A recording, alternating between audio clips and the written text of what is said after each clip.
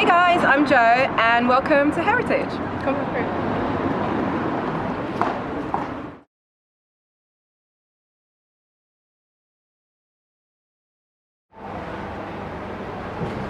Bang bang, or obviously we're in a HAIRitage and that. Joe's shop. You know what, Joe? What's your favourite product? It will have to actually be the Diva Curl. The Diva Curl, come on. So this product right here, this little baby, it's literally a gem for sort of my type of hair. Say it nice. So say it nice. Nothing said. Nothing said. So yeah, so it's like super moisturising. It's defines your curls. It's naturally based, very organic. So it doesn't have any of the nastiness in it. Yeah. The price point is quite of a higher range, but only it's because it's so hard to get in the UK. So when we actually did receive this, I think I nearly cried because it's such a premium brand. Can I use it on my hair? You potentially could use it on your hair, but will it get me the waves? Say nothing. It will get you the waves, but you'll need to add an oil. Only because your hair just needs a little bit more moisture than my hair. So, alright. Yeah, this is like a hair detox. You only use it once a month. Yeah. And it's basically a shampoo. I've got model hands. You see that? There we go. It's basically a shampoo. So what do you do? Yes, but you only use it once a month. So you mix 3 spoons of this and about 3 spoons of warm water. Mix it into a bowl. It turns into a paste. And what it does is it exfoliates your scalp as well as thoroughly cleansing your hairs from any product build, and it literally just leaves it super nourishing. But because it's so intense, you only use it once a month. So we only use it once a month. Yeah, and it's got bentonite. I think that's how you pronounce What's that? What is so basically, it's just an ingredient that's like so good. Like it's literally the bar. Does it nourish? Literally, it nourishes, cleanses, exfoliates. It does everything. So this is a little gem, and it lasts for such a long time. That's interesting, you know. That will last you for time then. Yeah. If it's once a month. Yeah, for sure. Right. It lasts you probably a whole year. Heard it here first. Curl Refresh Clay Wash. Come on. As we walk through, I think what really caught my eye here is this curly thing. Oh yeah. Yeah. So the shampoo brush. Yeah. So you sell brushes as well. So you sell other Yeah. So this is actually a UK black-owned business as well. Yeah. Yeah. So curly. Her name is Shannon. She's literally amazing. Yeah. And she created this shampoo brush, which is basically, especially for girls that have long fingernails and don't really want to get their nails dirty too much. And really, you're not supposed to shampoo your hair with your nails. I swear. Yeah. That's what I've been using all the time in it. Them ones. You know what I mean? So you're really just supposed to use your fingertips, or in this case a shampoo brush. It stimulates with hair growth as well, and it helps with dandruff. So it just really just gets your blood flowing. I do want to try it to see if it actually works for guys in terms of just creating those curls, the high curls. I need to sort of try that on someone. So yeah, gone are the days of curls. You know what I mean? Obviously, man's got into the skin fade and that. Come on. Obviously, my favourite product, this is what I use at home, innit? Which one? Cantu. Cantu, okay. Do you know I use it in my beard as well? Is that alright? Is it legit? Yeah, I would use oils. Oils, yeah? On your beard. So we've got the grapeseed avocado from Aunt Jackie's. This is really good for beard oils. Well. Grapeseed. For the man them trying to grow the beard. You know them ones? Them man there that's got the patchy ones. You know them ones there. You know what I mean? No, but it's not. Do you know what? It's big. I like Cantu. Yeah. Gives it that shine, isn't it? Cantu is cool. It's a hit and miss for some people, but it does work for others. So yeah. Do you sell natural products that don't have any chemicals in it as well? So the Diva Curl and also Flora & Curl. So Flora & Curl is Black British owned.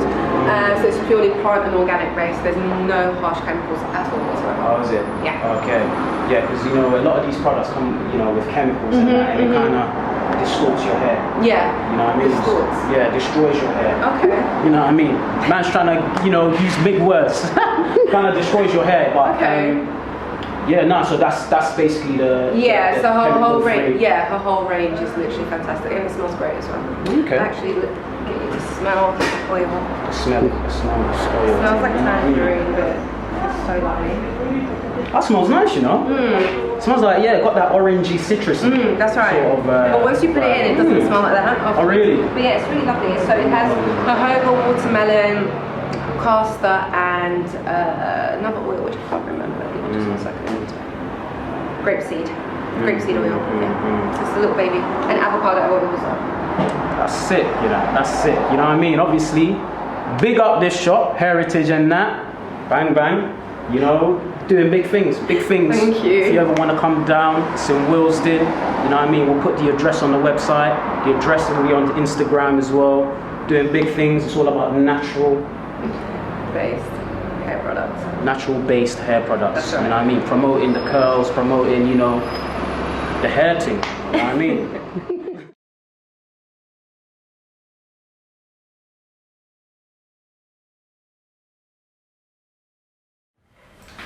Welcome back to Freedom Social. Come on, Forza Party. Yes. Today we are in the lovely HAIRitage establishment. Different settings. We left HQ. I like it. With the lovely Joe. Hey We guys. left the headquarters. We are here with Joe, who is the shop owner of HAIRitage. And founder. Co-founder. Not just a hair shop owner. Hair shop owner. Co-founder of HAIRitage. Thank you. You know, it's a lovely shop. You know. You know what? I'm not even gonna lie. Technical difficulties. I'm not even gonna lie, yeah. Just to say, any damages made when you guys are going to be paid for by free. I didn't work with you man anyway, so. We're in trouble.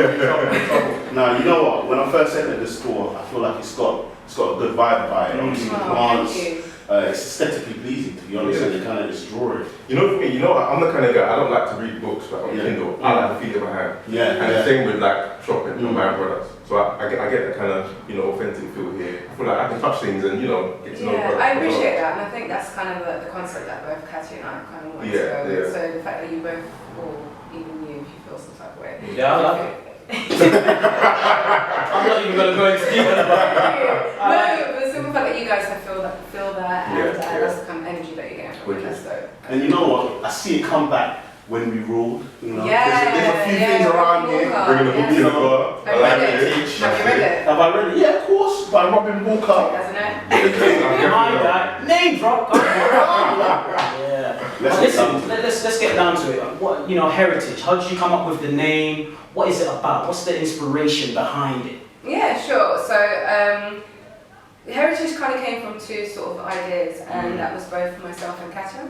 And more for me, I used to work in a PR agency, and at the time there was a lot of sort of, when you're sort of selling stories to people, sorry, I just messed up completely, hold on, let me just think back. Right, okay, I used to work with a massive brand called Unilever, and they looked after massive, as in big boy brands in terms of like Tresemme, VO5, and what we had to do at the time is sell the stories over to journalists and also influencers sort of leading up to the way. And what tended to happen was that a lot of the publications that I'm selling these stories to, so that's your Vogue, your Elle, your Cosmopolitan, they didn't really have any representation of girls that look like me. So I thought, hold on a minute, I'm selling these products, trying it out myself, but then the readership audience are not, well, they're girls like me, but we're not talking about our hair type. So I felt that there was a lack in that. So what I ended up doing was educating myself on what products I needed to use for my curls and my type of hair. And through that, it just kind of kicked off. And then where Katia came from, she felt the frustration when shopping for hair products. So at the moment, how we're shopping for hair products is there's always an Asian man behind the till. It's owned by Asian men. And not only are you not able to identify yourselves with them, but they also don't understand the hair products that they're selling. Exactly. To them, it's all about money rather than the actual end user product. So so both of us just felt that frustration. We came together, and HAIRitage was kind of created. There was a lot of planning involved. It took us at least 2 years to plan, to save, to do our market research, and here we are. Wow, that's really inspiration. Makes sense. Does it? Yeah, because it's true. Yeah, I mean, if you're advertising all these other brands and selling it to people, you want it to be to everyone, right? Yeah. And obviously with Katia, going to a shop, you've got an Asian man behind the thing that just wants to literally sell it. He has no clue. If you ask him for advice, he's just gonna be like, they all buy this one, so try that one. Exactly. Exactly. And I also think, just as growing up, for me especially, looking for hair products, it was literally a nightmare. You never know which products to get. Like my mum was always like, oh, okay, put good hair products on your hair. Yeah, like, okay, but which ones are good? Exactly. Yeah. So you never had that advice. So this is where HAIRitage kind of gets involved. So all the products that we have are tested by both myself and Katja. So Katja has more coily hair, I have the curly hair. So we both test it out. What's the difference between coily hair and... So coily hair is your afro hair, Okay. then you have your curly hair. Yeah. But I don't like to say, a lot of people say kinky. Yeah. That's not a word and terminology that I like to use, because I think there's a negative connotation behind it. Yeah. So we call it coily hair.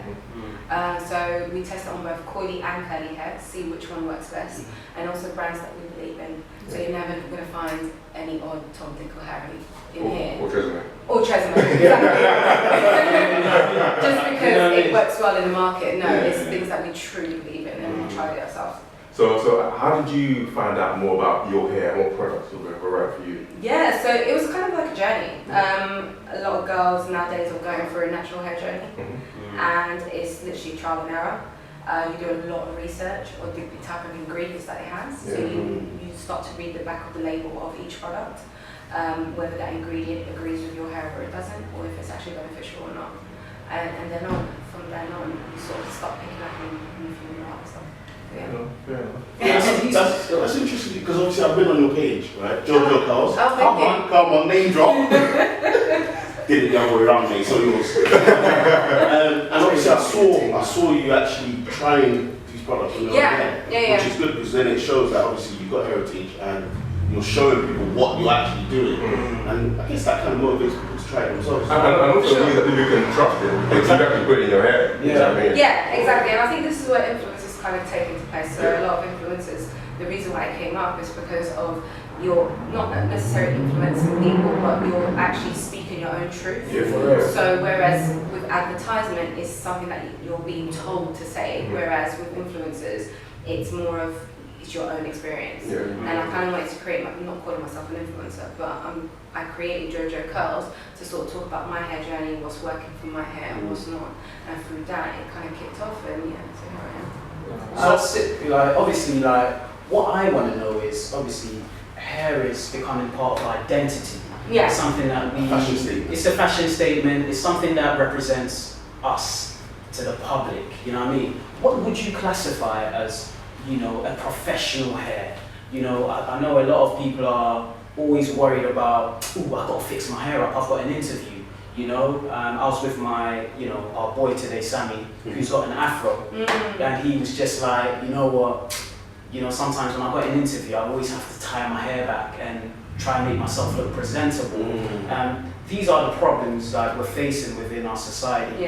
Because it's our identity.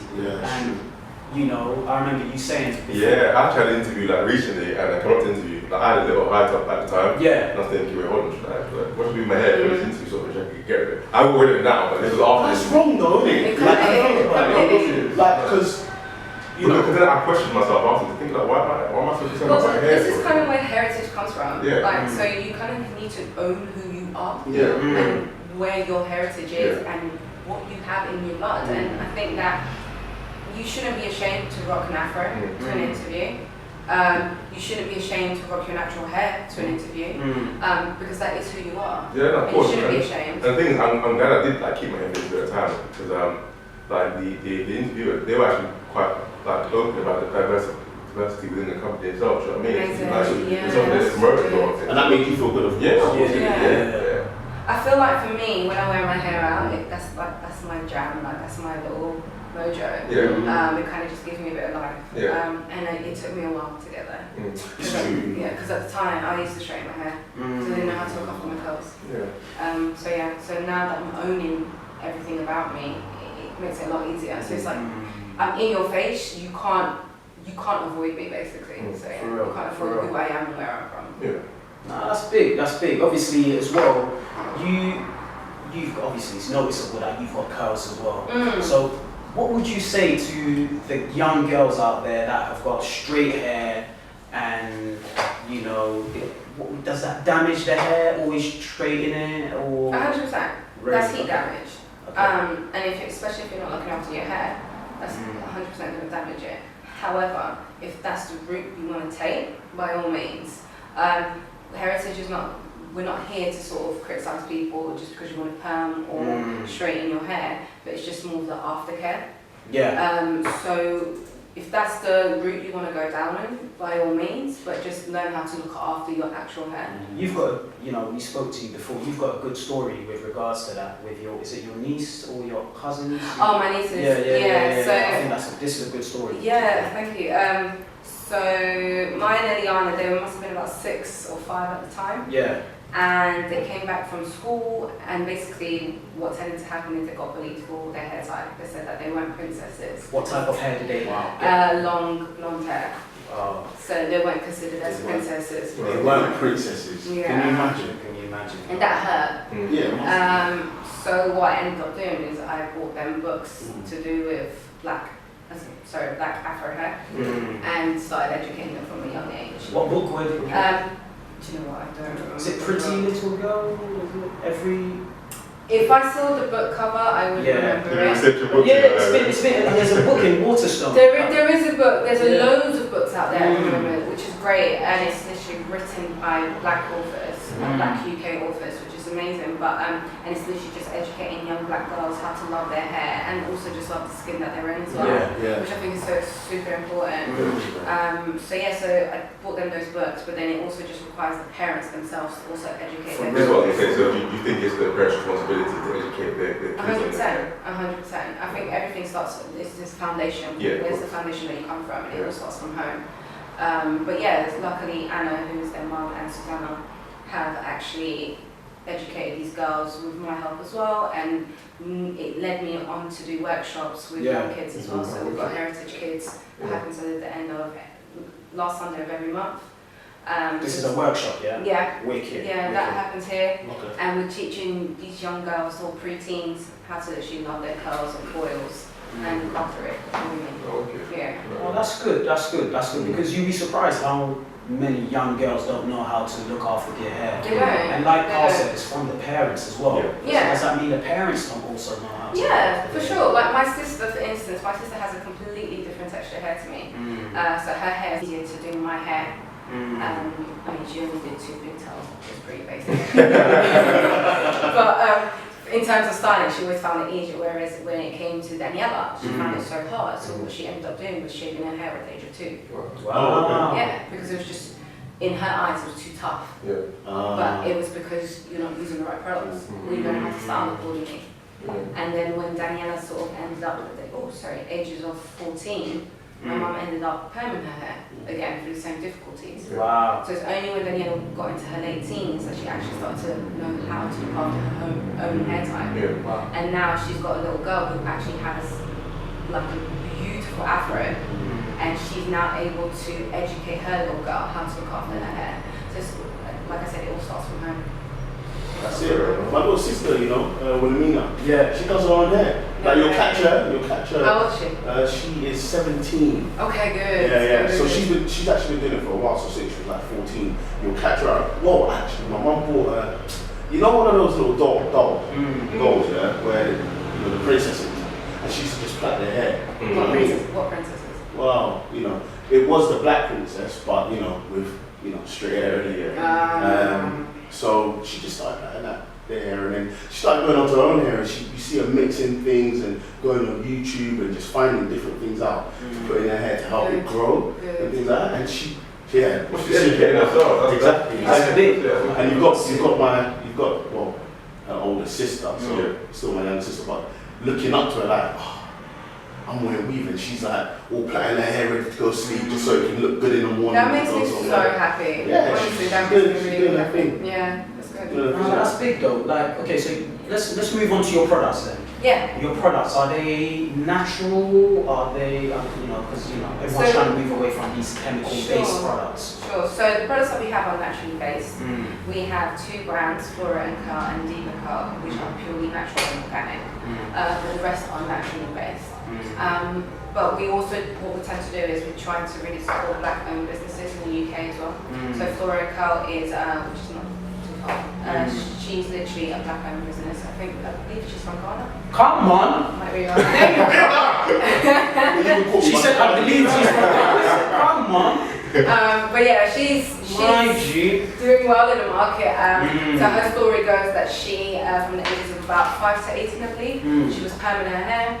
And when she went natural, she wanted something that was a bit more gentle on her scalp and her hair, and she found that all the conventional shampoos were a bit too harsh.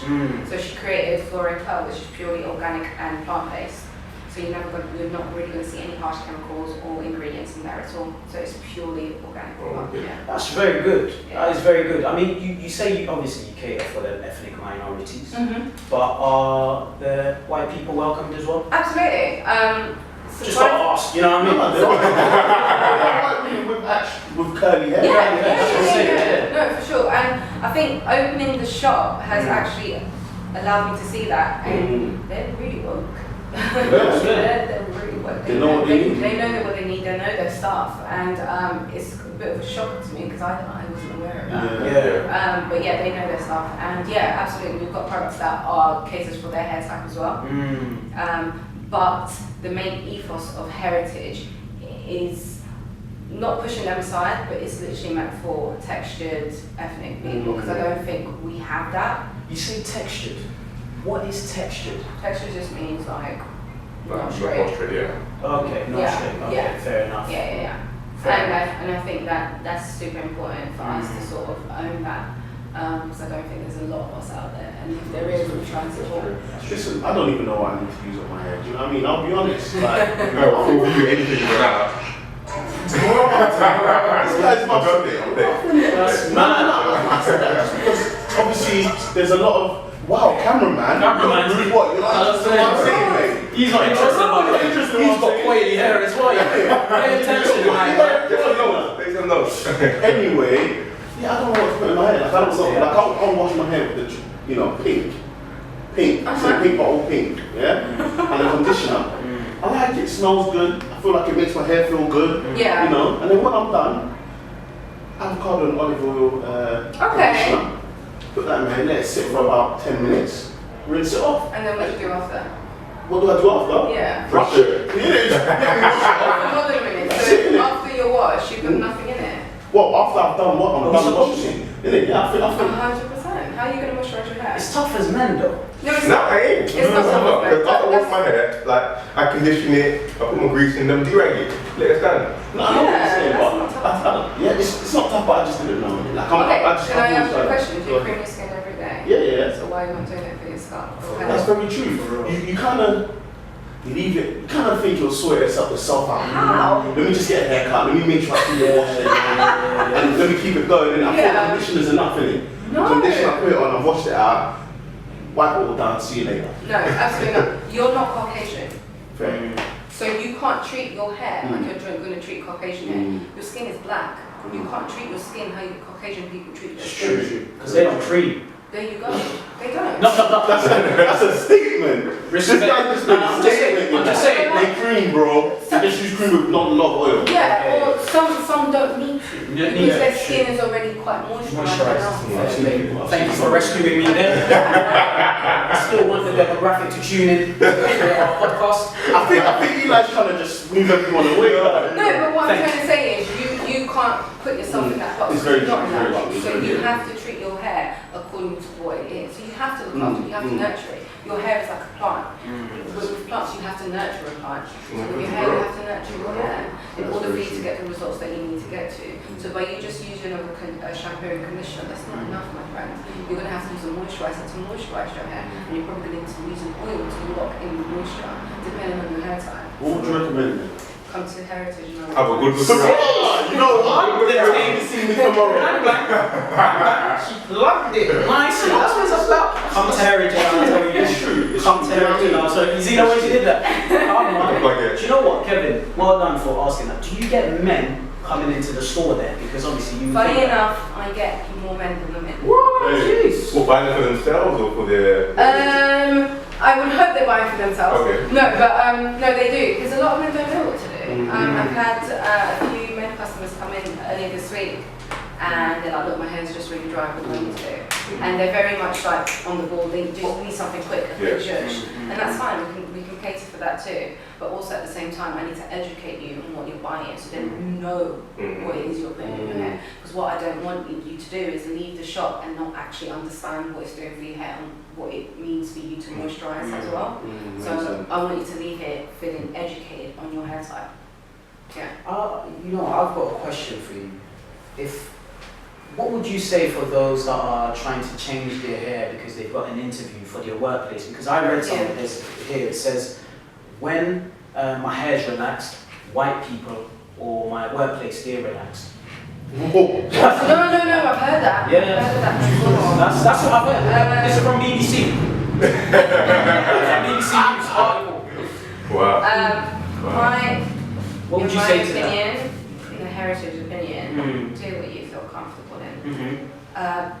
Personally, own your heritage. Own your hair, own where you're from, own what you have, what's growing out of your scalp. But if that's what you feel comfortable in, by no means do your thing. And I said that, like, it's like having dreads. I think you're comfortable with that.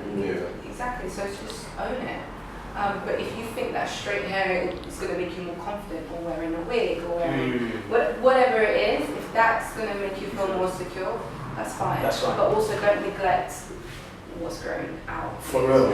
I have a question. So, to all the ladies out there that wear weave, you know, because I'll be honest, I see a lot of women wearing weave because they don't want to actually deal with their hair. So, what is your message to them? Like, I understand, you know, some people call it protective styling, which it is, but isn't there a time where it becomes abusive? I feel like people will abuse their hair. I see a lot of people, they'll still have the tracks hanging out and their hair's coming over, they're not really taking care of it. Yeah, there is that element to it, and that's just about people not really knowing their hair and not being as educated as they should be. But also, weaves, extensions, wigs, they are a form of protective styling. So you're actually protecting your own hair from a lot of torture from it, so a lot of manipulation. But as long as you're looking after your hair whilst you're wearing those protective styling, then it's fine. In fact, question as well. My little sister, the older little sister, she asked me, how can she's got braids in, so she braided her hair, and she asked me, how can she moisturize her hair without like going full on like washing it? Do you understand what I'm trying to say? Oh, there's hair mists. Hair mist. Okay. Yeah, hair mists are like little hair zhuzh. So it comes in the form of like a little spray. So it's like an oil spray. So you just literally spread it onto your hair. Because obviously they can't really wash it, so it makes sense. Yeah. Okay. Yeah, for sure. And that's also conditioning your scalp as well. So I got a question for the business woman. Yeah, go for it. Come on. Because we're forgetting you're an entrepreneur. Key details like that. So like, I'm sure many of us like have like kind of business ideas or dreams that we have in our head at some point in our life, and they stay in our head. When did you decide that you're going to actually do it? Good question. I researched. I did a lot of research. I found out how much money that industry could make. How much money is in the hair industry? In the black hair industry, Because I've got some stats here. 8 billion. She's right. She's spot on, ladies and gentlemen. She's spot on. She is spot on. She knows her business. Dragons Den stuff. Also, don't get That's a lot of black money. women spend a lot of money on hair products. I've got a stat here. It says 35 of the 35%. 35,000 registered hair salons in the UK. Only 302 cater to the Afro-Caribbeans. Yeah. Wow. So there's big business there, There's big massive money business there. there. Yeah. You did your research there. Yeah, for sure. How much do you spend on your products? I'll say about £50. Okay. And that's just for your hair? That's just like the shampoo, the conditioner, the moisturizer. But you don't men spend like a similar amount on haircuts? Well, not necessarily. Haircuts 10 quid, mate. £10 where? 10 quid every 2 weeks. It's gone up now. Not when you've been with your barber since you were a kid. Because I know that they're now 15. Yeah, I made that. 10 up.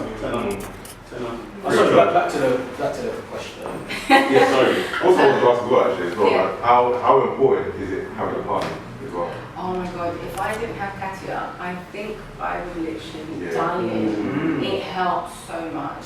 And also where her strong points are, that's my weak points, and where my strong points are, that's her weak points. Exactly, yeah, exactly. So we're really bouncing off each other, but also it helps me to learn a little bit more about her field and vice versa as well. So I need to know that. So she's more the finance person. She does all the numbers. So she speaks the number language game, which is not something that I'm quite familiar with. And if you're going into the entrepreneur world, you need to learn how to speak the number language game, otherwise you're dead. And I'm learning that through her. And then you have the marketing aspect, which is how the brand aspect of it, getting the brand to the public. So I'm doing that, and then she's also learning a few tips and tricks from me as well. So yeah. So did you when you were obviously launching the shop, did you find any resistance from, of course, like you said, that industry is dominated by Asian countries? Yeah, for sure. Unfortunately, Asian men are the gatekeepers for Afro-Black hair Which is products. still very hard to believe. It's true, it's so true, but still... It's really bad.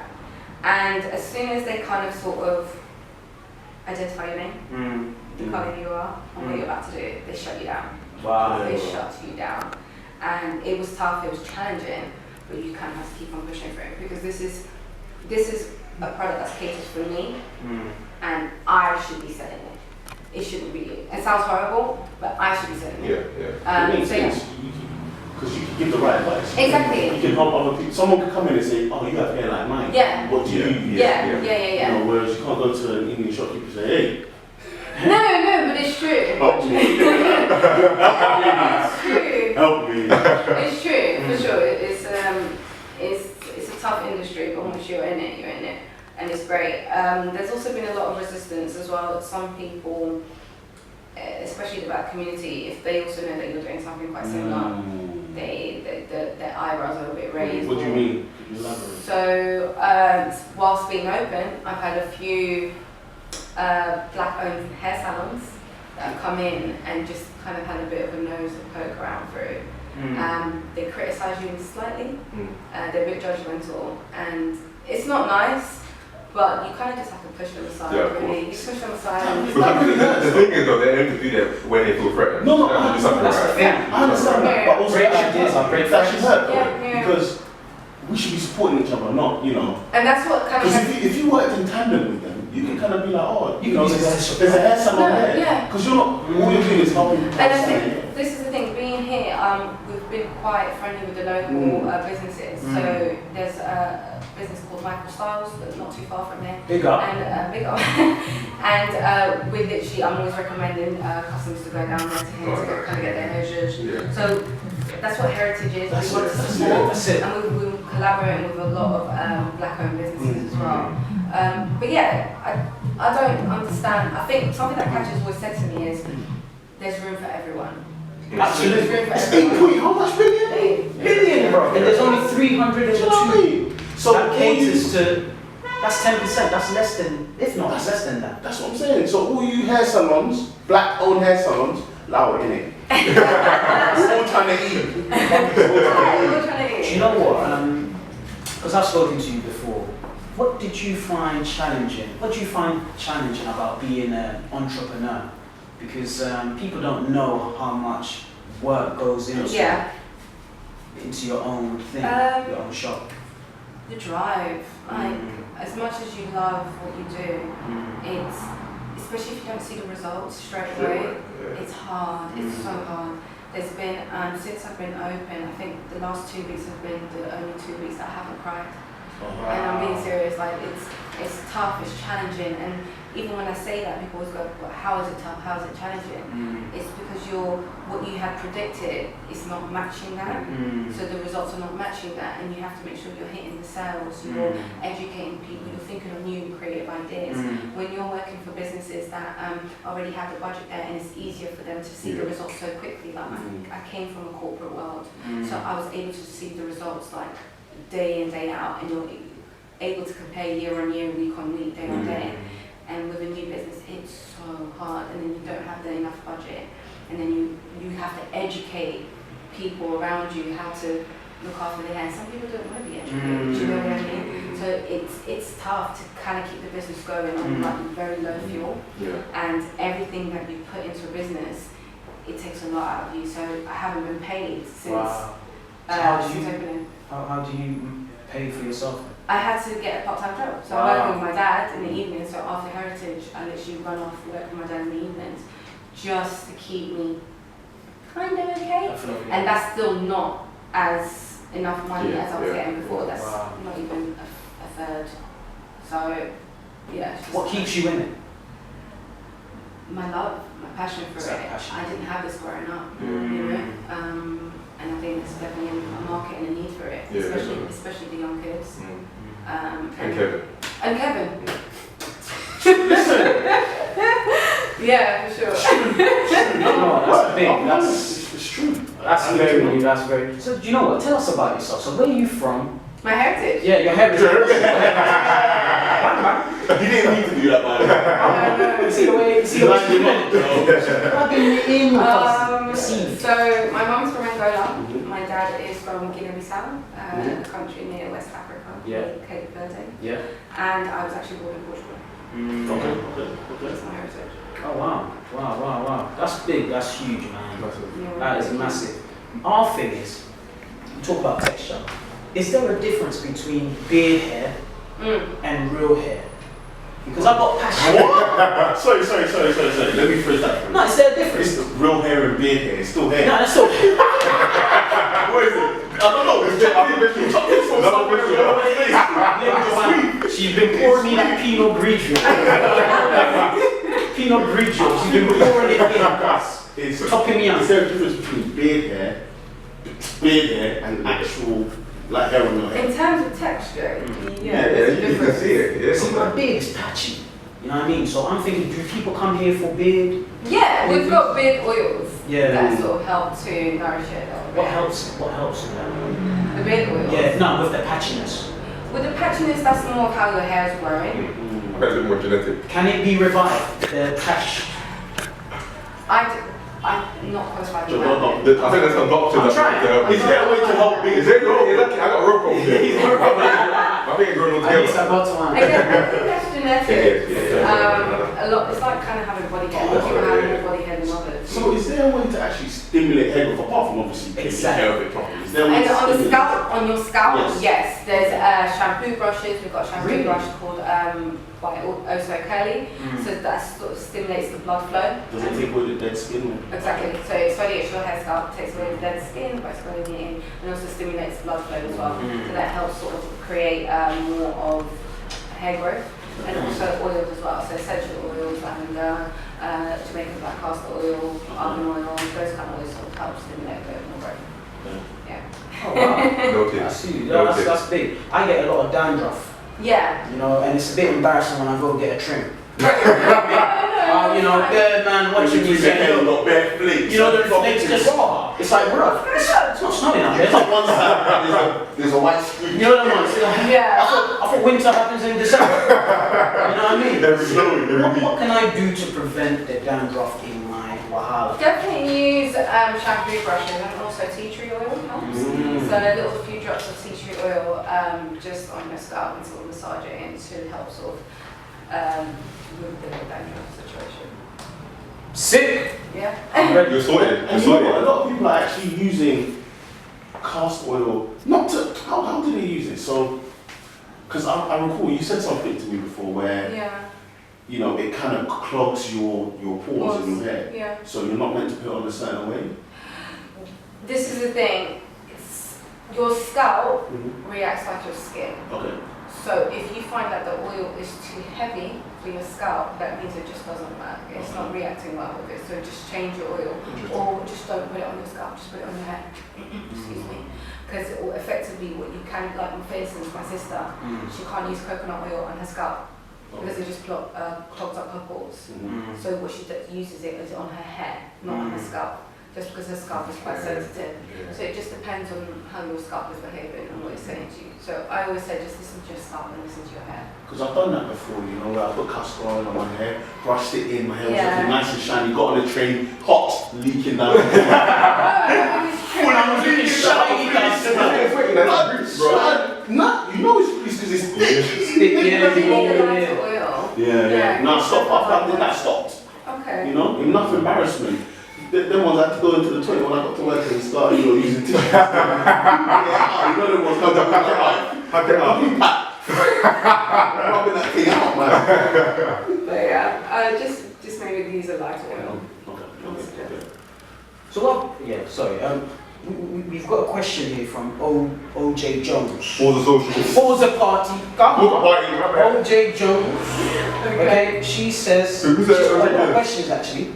OJ Jones. She said,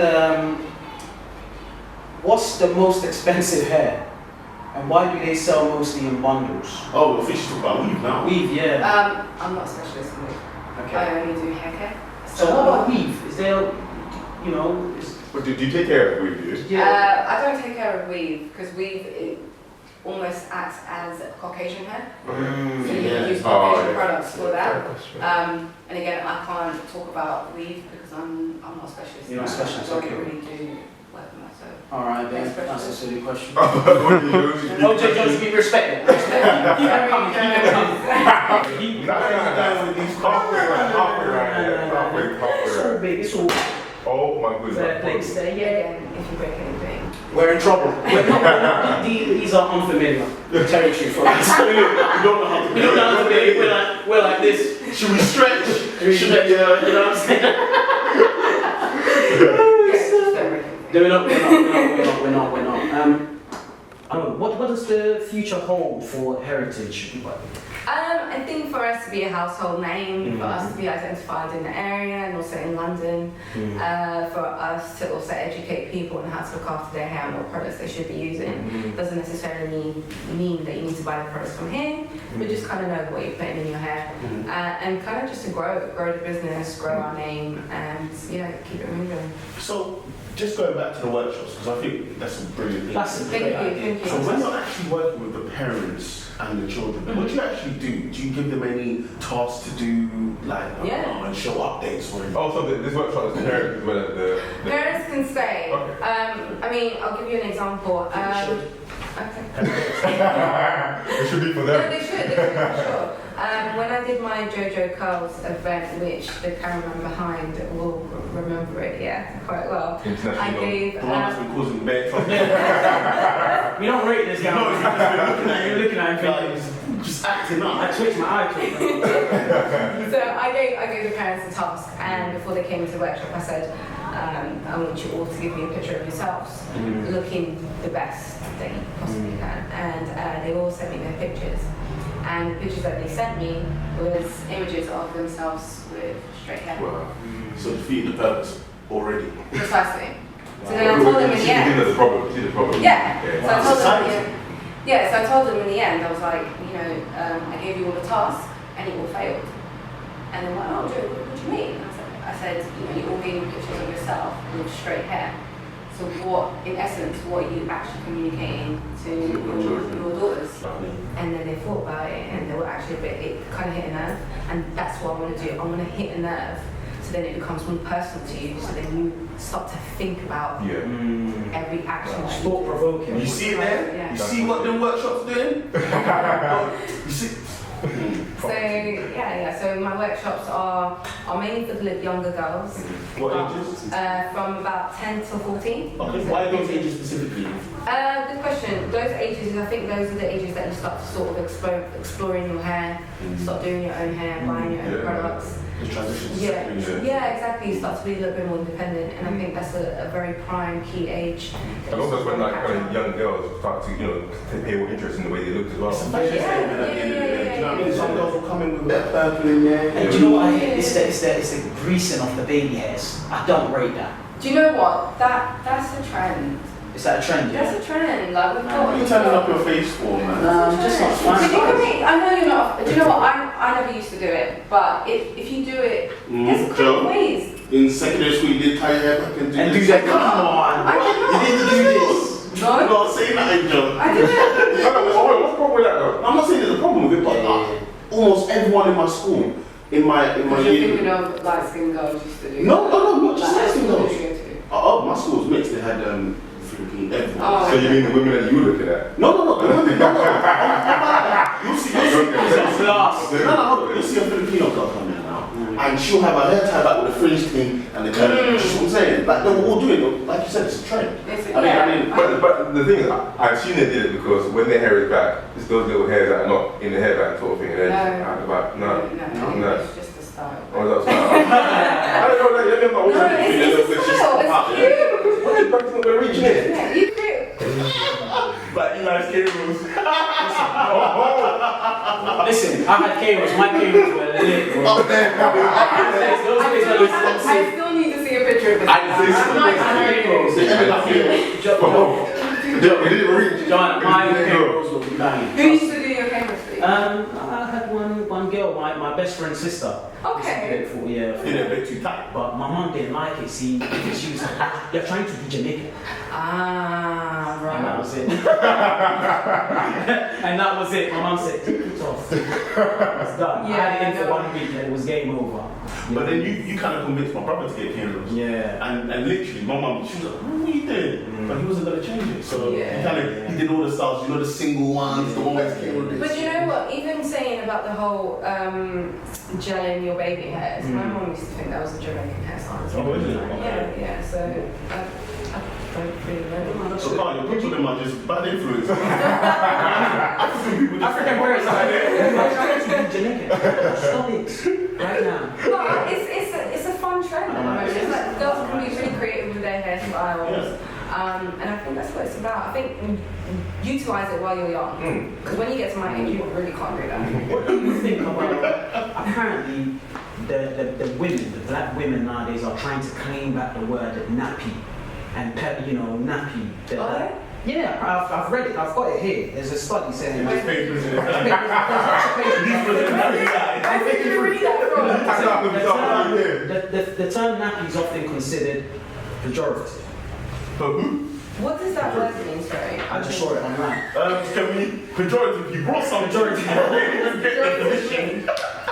It's derogatory. It needs derogatory. Does it? It needs derogatory. Oh, It's seen as derogatory. Well, it's a very negative connotation. What is the connotation behind that? It means almost Because like tough.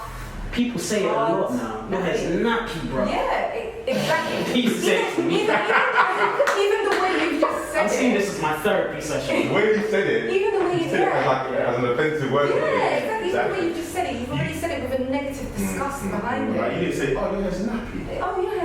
You went nappy. Yeah, but Swear to you. it's not even. Even when you say it, you still, it's not a nice word. Even when you say it, I don't think you can say it nice. Your hair is coily. It's coily. Is that You've got coily hair. You know, when I first heard coily hair, you know, there are some people who have hair. My friend's son, Yeah. he has hair that kind of looks like regular. strong ringlets, but they look like, you know, the pen. When you take out a pen, one of those pens, Yeah. and sort of little spring. Yeah, The hair that looks like that. spring Spring hair. curls, yeah. I would have thought that was coily hair. That's why. That is coily hair. Oh, so what's my hair? Coily hair. Oh, right. Okay. So is that? You just not looking after it properly. There we are. Natural. There you go. There you go. So nappy is a derogatory term. Absolutely. We do should use that not word. even just Don't take use it that away. word. Don't use that Because it's word. from the slave. I'm not too sure where the word comes from, but it's not something that we use in heritage, and it's not something that I condone. Really? So yeah, absolutely not in my vocabulary at all. Wow. Yeah. Last question. Hair dye. Yeah. You know, it has chemicals. Obviously, women like to dye their hair. Mhm. And men. Yeah. Um, I was thinking about it, to be fair. is there? Oh, why are you laughing? Why are you laughing? No, come laughing because of you. Are you really laughing? Why did you laugh at your hair? No, let him Let me continue. finish my scoop. Anyway, so are there natural hair dyes that people can get? I guess. I'm to sure help they them? are. I'm sure they are, but again, I'm not something that it's not a field that I'm familiar with. But what I do say is, if you're going to dye your hair, just make sure you look after it and you nurture it correctly. Yeah. Because it can get too dry, I'm assuming. Yeah, exactly, because you're stripping your hair away from its natural oils and colour, so just make sure you're putting the protein back into the hair. Okay. There you are, guys. You heard it. Listen, Joanna, thank you very, very much. I hope you take up lots of your time today, and you know, I hope you enjoyed it. We've enjoyed it. It's been very educational. I've learned about my hair. You know what I mean? Yeah, you know. And I'm going to be attending Heritage. Guys, please come to Heritage. If you're in the area, Willesden, come through Heritage. They got workshops going. Great product. Last Sunday of every month, am I right? That's right. So workshops for the kids then. So if you want to bring your children so they can understand their hair. The address, go on, give them the address, Joanna. 1 Queen's Parade, Warm Lane, London, NW2 5HT. Closest station? Willesden Green. Closest station is Willesden Green. The cameraman is getting on my nerves. He's new to the game. It's his intern. Voluntary work. Yeah. Apprenticeship. Apprenticeship. You know what I'm saying? As you can see, there's some bad blood there. Yeah. No, honestly, thank you, Joe, for hanging out so with much. and you know, taking us through a hair journey. Yeah, more than anything. At Heritage. You know what I mean? Thank you so much. Appreciate it. All love. Bang bang. Till next time. Please, the social. Drop a comment, like, share, and subscribe. Subscribe, people. Make sure. Thank you very much. And make sure you follow Heritage as well, folks. And Jojo Curls. Jojo Curls. Thank you. I'm just throwing it all out there. Yeah.